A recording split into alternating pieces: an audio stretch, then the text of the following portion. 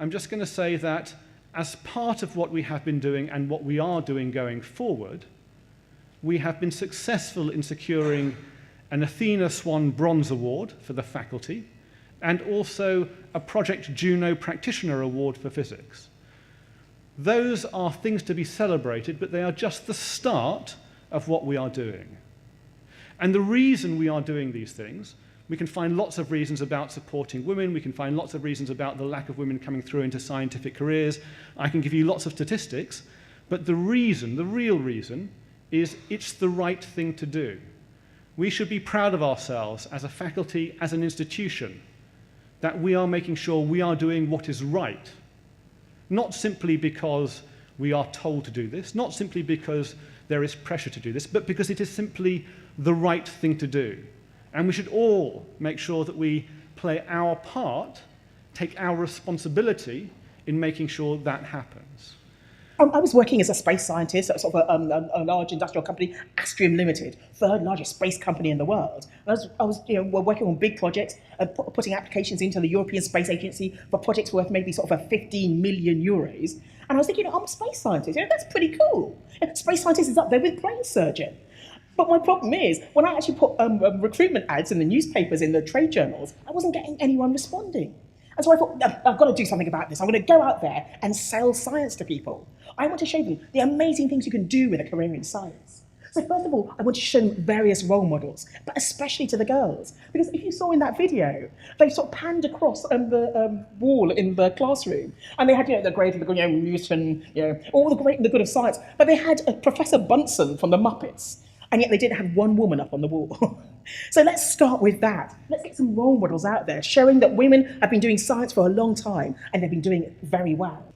Another stereotypical image we have of a scientist is, of course, Albert Einstein, the granddaddy of modern physics. And the thing is, you often see this sort of scientist portrayed in films, in James Bond films. Mr. Bond, I'm going to take over the world and turn it into jam. The mad scientist. Well, I know, I am a bit of the mad scientist, but we see them in films all the time. So when I go out to schools, I also like to show them images like this. This is a picture of me and my husband on our wedding day. And I'm wearing a wedding dress I designed myself. And I say to the younger kids, spot the scientist. They usually automatically go for my husband because he fits into that stereotypical image. He's white, he's male. Okay, he's not looking serious here, but that's what people expect a scientist to look like. But I like to say that I met my husband at Imperial College. That's where we met. And he's dyslexic like me, and neither of us have the brain of the size of a small planet. But what got us interested in science was being inquisitive. We ask why. And that's the key to being a scientist. It's just simply asking why. Most people interact with doctors, medical doctors in their everyday lives. You go to the doctor, you go to your GP, you might go to a hospital. People can see a career progression in medicine. You study medicine, you become a doctor. People know what they do. Similar with accountancy, okay? You study accountancy, you'll end up in an office, you'll be auditing people. People can see a career path. The wonderful thing about physics is the study of absolutely everything. From the furthest reaches of the universe to the smallest particles known to people today. And it covers everything else in between. And the problem is, most interactions that people actually visibly see is their physics teacher. So they think physics equates to being teaching in physics. Nothing wrong with teaching in physics, but there's a whole smorgasbord of other jobs that are available. But the problem is, we're just not selling it. We need to get out there and show kids what you can do with a career in science. So I wish I could tell you that my inspiration was on The Origin of Species or, What is Life by Erwin Schrödinger or something like that. It was not. It was also the telly. So the BBC has a lot to answer for. So it seemed obvious to me, well, animals are kind of interesting. I think I'll be a vet. I know what to do with that. But UCD did not let me be a vet. And I thank God every day that didn't happen, right? I am so happy that I am not a vet. And I ended up doing a science degree. And I think it's not necessarily just about, throwing role models into schools and saying, right, look, women do science. It's also about introducing people to a diversity of experience. One of my pet peeves is I have a niece. I often buy her things for, trying to avoid buying pink things. And the worst thing in the world is to go into a toy shop and see half the shelf is pink and the other half is blue and all the science stuff is in the blue shelf. And that's wrong, okay? And that we're removing experience from children, right? We're saying that that's not for them. So it starts young. If you use pay as an index of inequality, then you find that one, people get very interested because they want to know what other people have paid, and two, it becomes a powerful index of where inequality lies. Now, you can find out differences in pay. This Times Higher Education Pay Survey is done once every year, and this is the 2015 survey, done across all universities, and you see here that women are paid, on average, £5,700 less than men. And you say, well, it's not a big number, Paul. That's over all grades. But it's this plot here I want to show you, also from the Times Higher Education, and they use HESA data. This is the percentage pay difference between male and female academics across all UK universities, right? Now, pick your favourite august institution. King's College, Oxford University, Cambridge University, right? And those august institutions, where do they lie on that plot? Because each line is a university. And you find out that, you might call them the Russell Group universities or these top-end universities, they all lie here to the left. In other words, if you work in what you might call a top-end university in the UK, yeah, then you see higher pay differentials between men and women. And look at this, you can see the spread as well.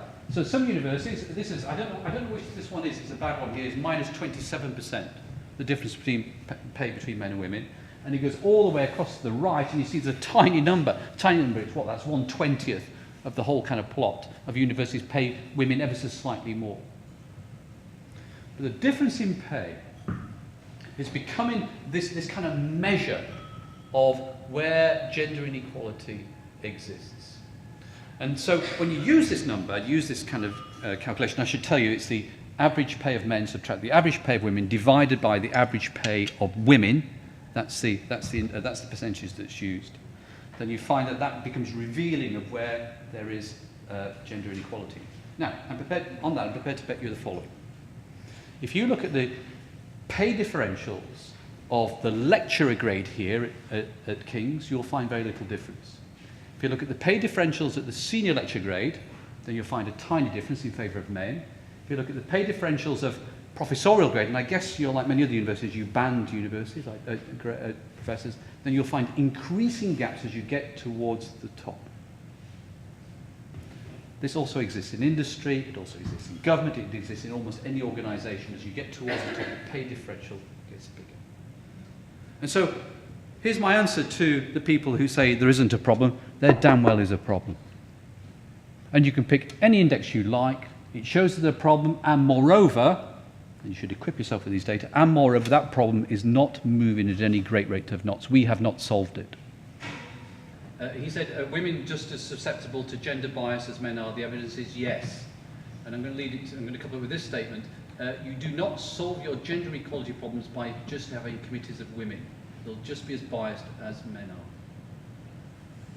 I'm just going to look to the panel to see if anyone wants to add anything, if anyone has a view about that. Well, the only thing I would add to that is throughout my search for my job after graduating, it did seem relatively clear to me that you were judged in the same way whether you were interviewed by a man or a woman. And I think in a way, and some people might disagree, which is fair enough, some men find strong women intimidating and therefore they will not employ them or promote them. And also, women in authority don't like other women to succeed. And I'm sure every single person can think of an example where that's either been affected by them or, you know, you've done that to someone else. So that's something I would add to that.